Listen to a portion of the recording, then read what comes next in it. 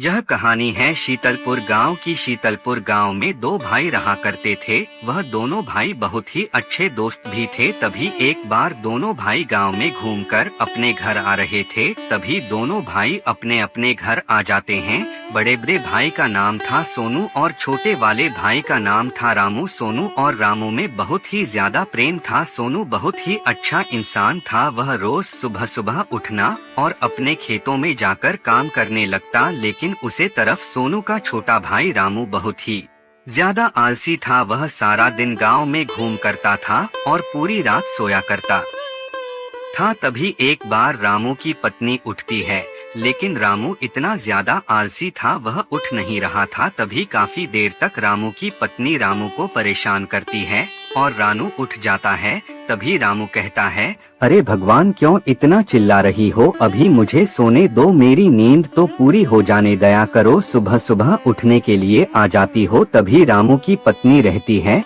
आप जरा उठकर तो देखो बाहर कितनी धूप आ गई है और तुम कह रहे हो कि सुबह तो हो जाने दो। तभी रामू इतना सुनकर अपने घर से अपनी कुल्हाड़ी लेकर खेतों की तरफ निकल जाता है। दूसरी तरफ रामू का बड़ा भाई वह पूरा दिन खेतों में काम करता था और हर थाकर अपने घर आ जाया करता था। सोनू काफी ज्यादा काम करने की वजह से थक जाया करता था। तभी वह गहरी नींद में सो जाता है और सुबह होते ही सोनू की पत्नी सोनू को उठाने लगती है। तभी थोड़ी देर उठाने के बाद सोनू चढ़ते उठ जाता है और कहता है, भाग्यवान, तुमने मुझे अब उठाया है। पूरा जल्दी उठाया करो, मुझे खेतों पर जाने में लेट हो जाता हूँ। तभी सोनू की पत्नी रहती है, आज मैं तो तुम्हें 4 बजे ही उठाया, लेकिन तुम इतनी ज्यादा थक गए थे कि उठने को तैयार ही नहीं हुए, इसीलिए मैंने आपको सोने दिया। चलो कोई बात नहीं भाग्यवान, अब मैं जल्दी से खेतों पर जाता हूँ और वहाँ अपने फसलों को देखकर आता हूँ। सोनू भी अपने खेतों पर निकल जाता है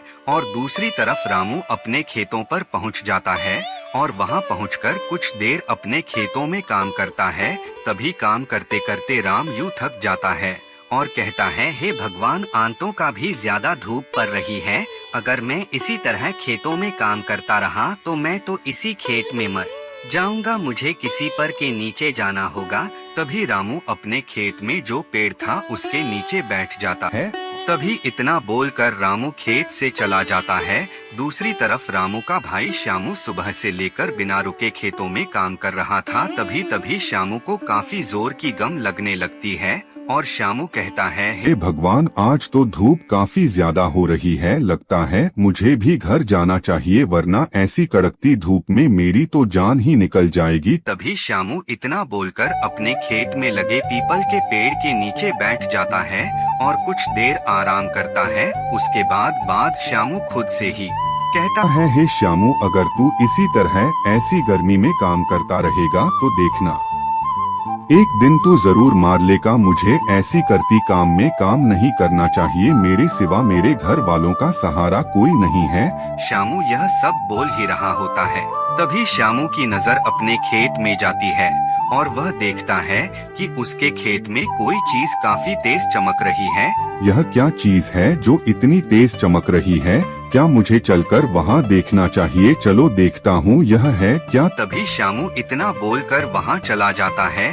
तभी उसे चीज के पास पहुँचकर श्याम कहता है, अरे यह क्या चीज है? यह तुम मेरे खेत में नीचे दब रही है। क्या मैं इसे बाहर निकाल कर देखूं? चलो देखता हूँ। श्यामू इतना बोलकर उसे चीज को बाहर निकलने लग जाता है। काफी मेहनत के बाद श्याम उसे चीज को बाहर निकाल लेता है और तबीयत देखा है कि वह एक मटका है जो पुराने जमाने का था। श्याम उसे मटके को उठा लेता है और उसे पर जो मिट्टी लगी हुई है उसको झड़ने लगता है। अरे भगवान, मेरी तो किस्मत ही खराब है।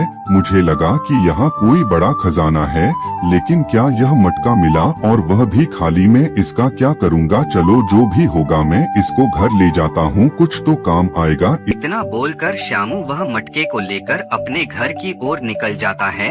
तभी चलते चलते श्याम अपने घर पहुँच जाता है और घर पहुंचकर इधर उधर देखने लगता है कि उसकी पत्नी सीता किधर है। तभी जोर से चिल्लाने लगता है।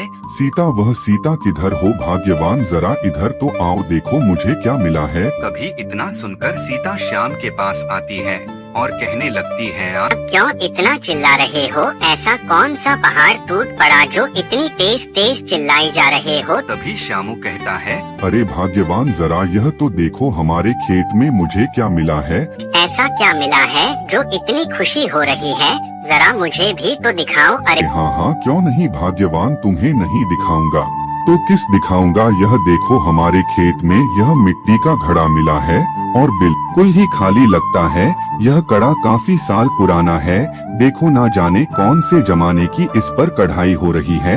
इतना बोलकर सीता रहती है। चलो इस घड़ी को साफ करते हैं, क्या पता यह घड़ा सोनिया चांदी का हो। सीता इतना बोलकर वह दोनों इस घड़े को साफ करने लगते हैं। काफी देर मेहनत करने के बाद वह उसको साफ कर देते हैं और साफ करने के बाद तभी श्यामू की पत्नी सीता जिस चम्मच से घड़ी को साफ कर रही थी, वह चम्मच उसे घड़े में ही छोड़कर चली जाती है और तभी रात हो जाती है और कुछ देर बाद उसे घड़ी में से तेज रोशनी बाहर आती है और देखते हैं कि जो चम्मच सीता घड़े में छोड़कर गई थी, वह चम्मच 10 गुना ज्यादा हो जाती है और चम्मचों से घड़ा भर जाता है। तो दोस्तों, हमारे वीडियो कैसी लगी कमेंट में बताएं और हमारे चैनल को सब्सक्राइब जरूर कर ले ताकि इसी तरह के मजेदार कार्टून वीडियो आपके पास आती रहे। दोस्तों, इसका अगला पार्ट जल्दी लेंगे।